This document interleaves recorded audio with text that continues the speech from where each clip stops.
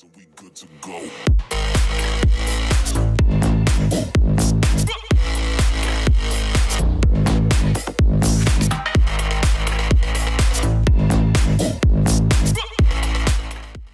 Adrenaline is a chemical hormone produced in the adrenal glands located above your kidneys. Adrenaline's role in the human body is to regulate the fight or flight response by increasing blood flow to muscles, heart rate, and blood sugar for short, intense bursts of manic energy. If adrenaline were a movie, it would be Good Time. Good Time is the latest film from Ben and Josh Safdie, whose previous cinematic forays into the world of drugs, crime, and familial strife have made them a household name in the independent film circuit. Having clearly staked their claim in the discomfort zone, Good Time combines elements of their previous films with a slick, stylized take on the New York City criminal underworld, with Robert Pattinson starring as a petty bank robber whose mentally handicapped brother is sent to prison after a heist goes wrong. He puts together what he can of the money, but he's told that he needs an additional $10K in order to bail his brother out. And that's only about the first 10 to 15 minutes of the film. The rest of the movie, from the literal second that Robert Pattinson leaves the bail bond office, is basically an 85-minute long chase scene, and a pretty fantastic one at that. I made the adrenaline comparison earlier because not only is the movie itself paced in such a way that it basically never lets up for an hour and a half, but it's done so with the purpose of reflecting the situations that the main characters are finding themselves in as the movie progresses. Obviously, our protagonist's desperate quest to acquire the cash takes a few wrong turns, otherwise there wouldn't be much of a movie, now would there? However, Good Time manages to maintain a constant level of unpredictability and tension, establishing what few characters we have and setting the stakes very high very quickly, so that the conflict can take over from there. From the outset, it was clear that shit was going to go down, but the story was told in such a way that no matter what the reasonable outcome of the scene actually ended up being, the narrative wouldn't have to stop or change drastically in order to accommodate it. From there, the series of events naturally escalates as the characters face the consequences of their actions. What starts out as a relatively straightforward plan gradually spirals out of control as both the moral and purely consequential repercussions begin to overwhelm the main characters. In spite of this, not once did I ever have more than one reason to accuse the script of making the main characters respond inappropriately or unrealistically. And that one time, while being the only point in the 90-minute span where I had to wonder why it was happening at all, and certainly worth disclosing if not for spoilers, was somewhat minor. From a technical aspect, I'd say that the Safdie brothers have done nothing but improve. Their last film, Heaven Knows What, had a pretty distracting amount of camera shake, and it was included in many scenes where I felt as though there wasn't any need for it. Good Time still has a fairly good deal of camera shake, but this time I felt it served a better purpose. During scenes with lots of action, the camera movement was much smoother, and the shot was very well framed. Conversely, scenes in which the characters were still tended to switch to a handheld perspective, complete with a natural resting movement of the camera operator. The reason I feel this worked is because, for as tense as the movie was, the vast majority of the conflict was taking place within the main characters' heads as they were forced to respond and choose their next course of action very quickly, often without time to properly consider the consequences. The style in which this movie was filmed reflected this, with periods of intense decision-making broken up by action scenes fueled by impulse and desperation, where the main characters were often acting unconsciously through sheer self-preservation. The visual style of the film, which included accentuated motion and overexposed artificial color lighting, was not only unique for a movie of this genre, but it accurately reflected the sense of heightened perception the main characters were experiencing due to their drug use and increasing amounts of stress and sleep deprivation. The score by Oniatrix Point Never was unique and atmospheric, and it definitely fit the tone of the film. Robert Pattinson's performance was pretty great, so much so that it actually made everybody else seem slightly worse by comparison. The decision to street cast non-actors in minor roles reminded me of movies like Under the Skin, but in Good Time it didn't really work as well since Robert Pattinson's performance was still relatively grounded, and those parts were still clearly scripted. The supporting cast was fine, except for the child, who really wasn't, and she was the bulk of the reason why that one scene I mentioned earlier didn't really work for me, but thankfully she wasn't in very many scenes outside of that one. At its core, Good Time is a cautionary tale, not about drugs or crime or whatever, but about treating people wrong, and in the film's final moments, the reveal of its true colors and the detachment of who we thought was our main character is all but guaranteed to give the film new meaning on a second watch. And I look forward to a second watch, because for all its messy realism and stylistic overload, this film really is a good time.